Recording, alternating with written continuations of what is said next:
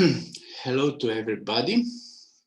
First, I will represent myself to you. My name is Matjaž Kovač. I am a MSc lawyer at Agency of Infrastructure Republic of Slovenia, and also I am executive director of firm Lexiaco Legal Business, Financial and Tax Services.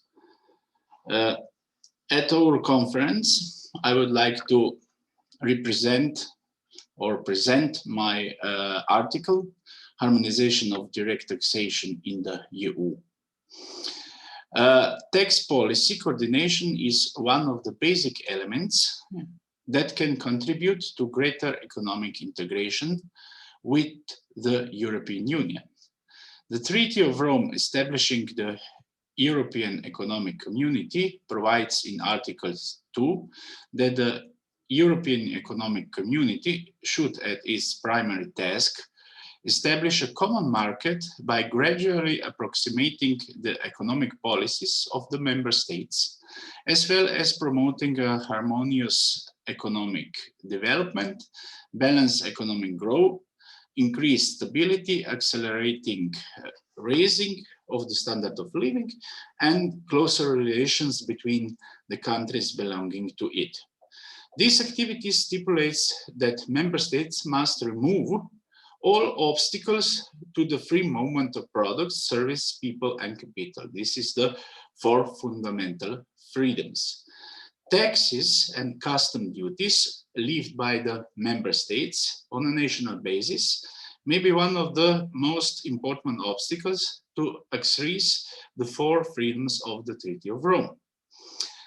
Direct taxation or direct taxes, personal income tax, corporation tax, and capital tax, are paid on income and capital flows. Direct taxation interferes with these fundamental freedoms, namely the free movement of persons, so natural and legal person, and the free movement of capital. In the common market, not only work and entrepreneurship are subject to the right of free movement, but also the capital. Investors should be able to invest their money where they think the risk and return ratio is the best. In addition, the right to establishment, so we need to have a free movement of capital, which usually involves the cross-border movement of capital and assets. Now we are going to see the historical events or historical goals of the harmonization of direct taxations. With regard to direct taxation, the European Union accepts some agreement that reconciliation of personal income tax and social contributions should not directly affect these benefits, which still need to be organized at some national level. Since the establishment of the European Union, corporate taxation has received particular attention, as this is one of the most important elements for the establishment and completion of the internal market. The Newmark report, the first act of this harmonization, published in 1962 in the field of corporate taxation, it includes several recommendations regarding the field of corporate taxation.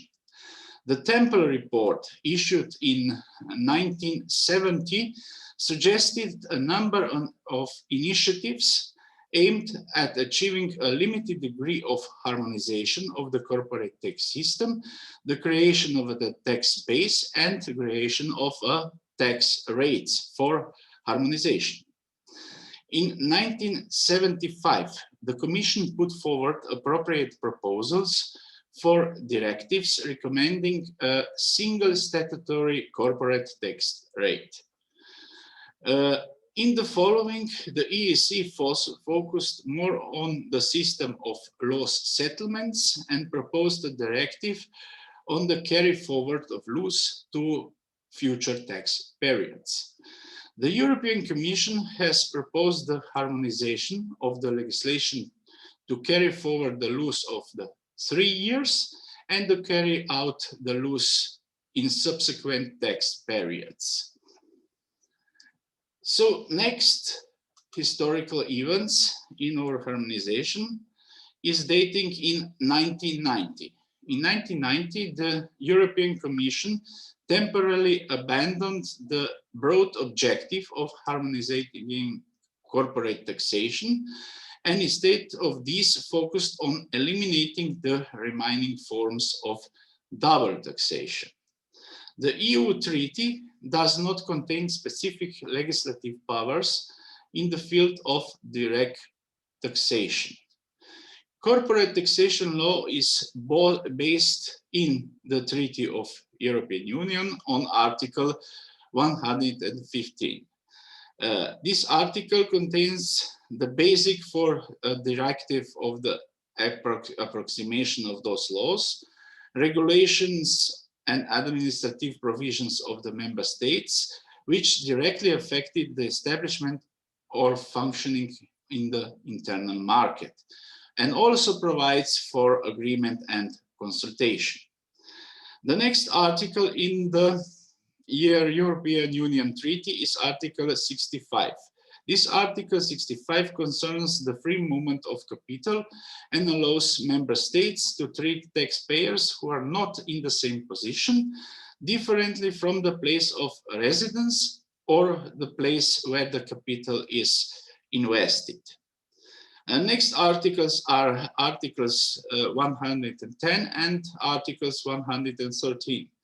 These two articles require member states to enter into negotiations of the elimination of double taxation in the community. And also next article, Article 55, prohibits discrimination on grounds of equity, participation, and on grounds of undertakings.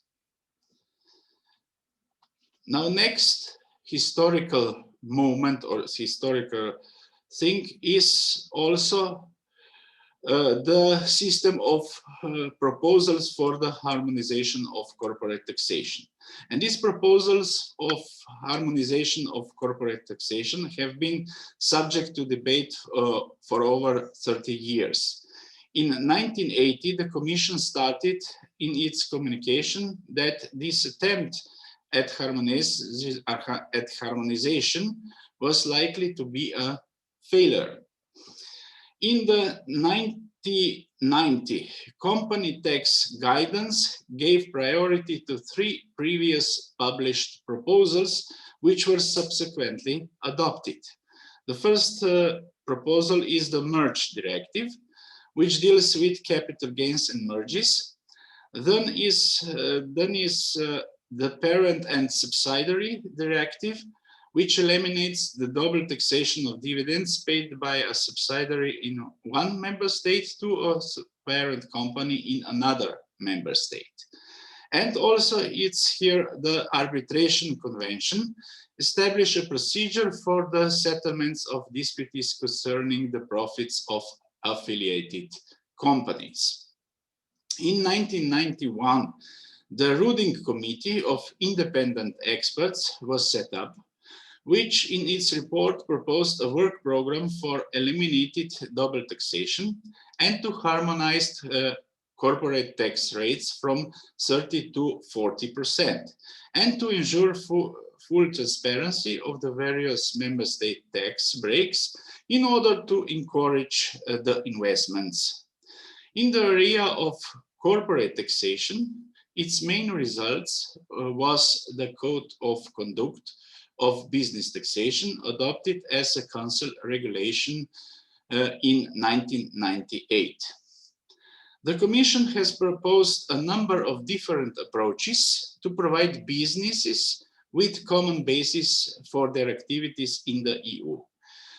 These different approaches is home country or home state taxation, optional common consolidated tax base, European corporate tax, or a mandatory or fully harmonized tax base. Now, we will show, or we will tell some things about the directives. First directive is the merge directive. In the member states of the European Union, the tax neutrality in the status changes is required in a specific guidance or directives, which stipulates that the tax system and fiscal policy may play a neutral role in the transformation of companies. The basic premise of the directive is that merge, divisions, transfer of funds, and exchange of shares in capital companies should not lead to taxation. This is the basic rule. The EU solution to this directive was not to tax capital gains when the merge or payment funds occurs, but to recover those gains. This solution is interesting for the creation of European companies, since many businesses are usually created by merging companies originally established in different member states. This directive also extends to the transfer of the register office of a European company and the European Cooperative Society from the member states to another member states, and also provides for an exemption from capital gain tax where the acquiring company owns shares in the transferring company. So this is the connection between those companies. And next directive, which is important for our harmonization, is the Parent and Subsidiary Directive. The Parent and Subsidiary Directive have a view in order to create conditions in the community similarly to those in the internal markets and ensure the effective functioning of such an internal markets.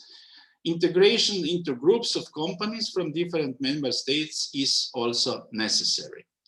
These operations must not be hampered by restrictions or distortions arising primarily from member states' tax rules. This is another very important rule.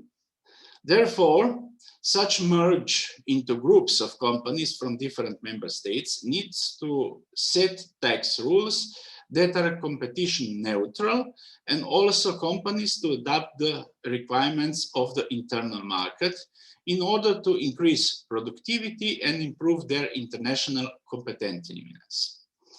These results of such grouping is the formation of groups of parent companies and subsidiaries.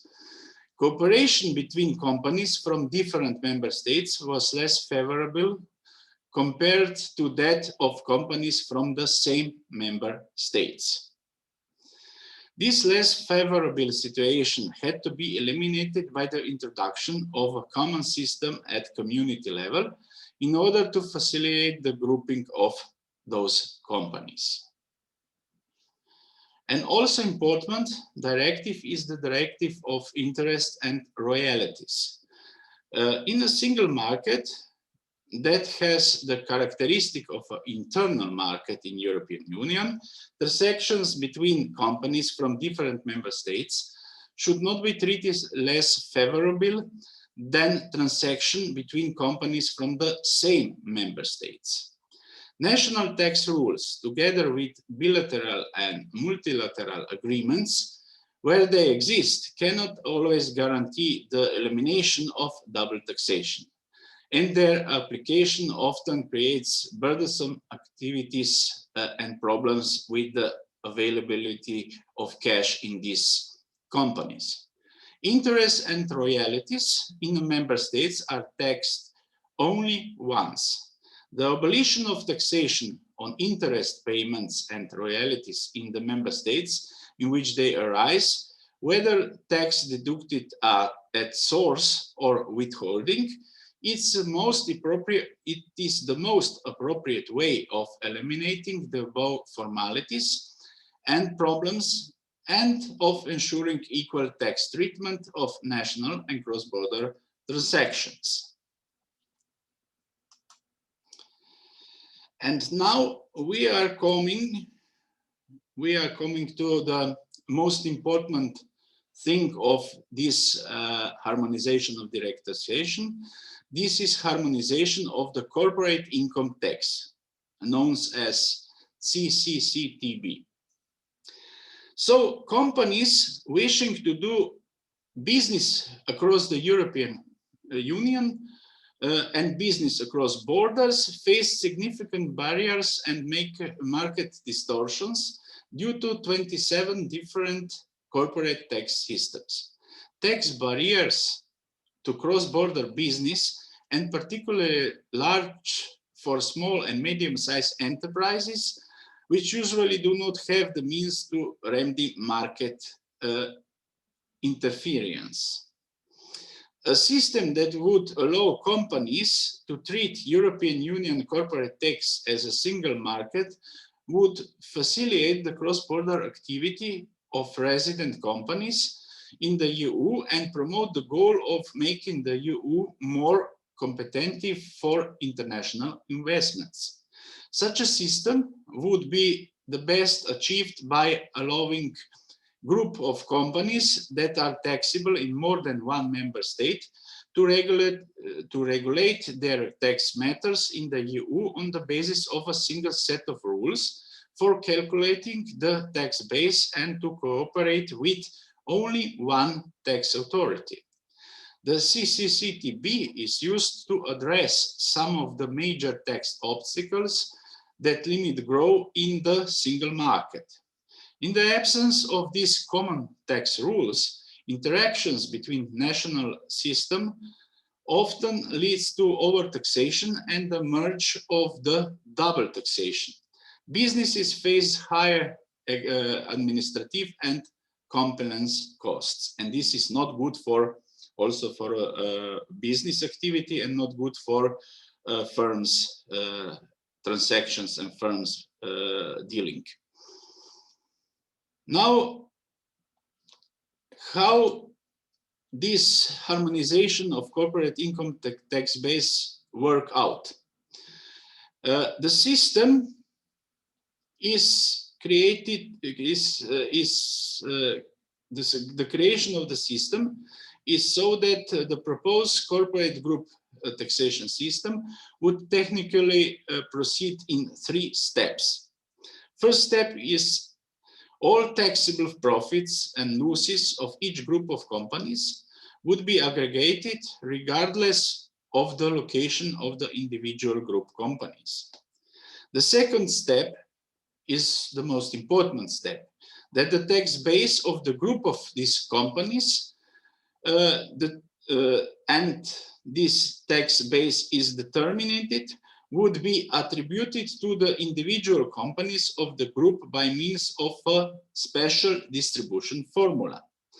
And the third step is that the tax base attributed to the individual company of the group would be taxed at the national tax rate of the country in which the company is located. So this is based on the tax base, not on the tax rates. Member states would remain independent in setting the tax rates for the established share of the profits of an undertaking located in its territory. This is sovereignty of the member state, and it's not in this particular system.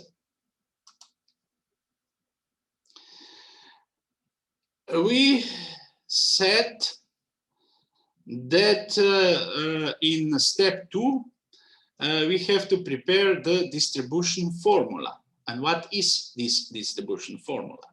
The distribution formula of the consolidated tax base contains 3 equal weighted factors: labor, assets, and sales. The labor factor is calculated on the basis of pay for work and the number of employees. Each item represents half. The asset factor consists of tangible fixed assets. Intangible and financial assets should be excluded from the formula because of their mobile nature and the risk of evading the system. Sales must be taken into account to ensure fair participation by the member states of destination. It is also laid down the rules of reorganization of undertakings, which adequately safeguard member states' taxation rights. In the administrative area of this system, CCCTB, groups of companies are allowed to cooperate with only one tax administration. This is the principal tax authority, which is the tax administration of the member states where the parent company of the group principal taxpayer is resident for this tax purpose. And now we have on the slide the formula for distribution formula. So we have three parts: labor, assets, and sales.